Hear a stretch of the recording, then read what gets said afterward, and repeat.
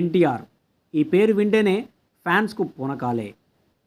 తాత ఘన వారసత్వాన్ని పుణికిపుచ్చుకొని బ్రహ్మర్షి విశ్వామిత్ర చిత్రంలో బాలనటుడిగా తెరంగేట్రం చేసిన జూనియర్ ఎన్టీఆర్ 2001లో నిన్ను చూడాలని మూవీ ద్వారా హీరోగా ఎంట్రీ ఇచ్చాడు.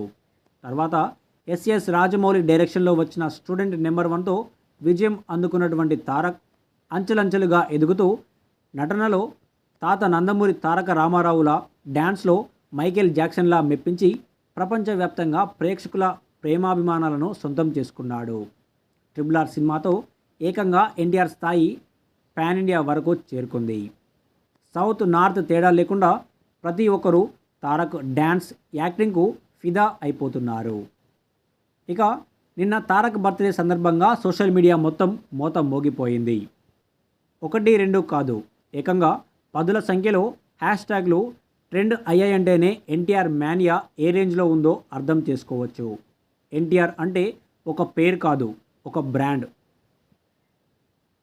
నిన్న ఆయన పుట్టినరోజు సందర్భంగా అభిమానులంతా ఒక పండగలా సెలబ్రేట్ చేసుకున్నారు. కేవలం ఇండియాలోనే కాదు, ఇతర దేశాల్లోనూ జూనియర్ ఎన్టీఆర్కు వీరాభిమానులు ఉన్నారు.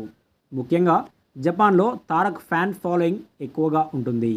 అలాగే హీరోలు, సెలబ్రిటీలు అంతా కూడా తారక్కు బర్త్డే విషెస్ తెలిపారు.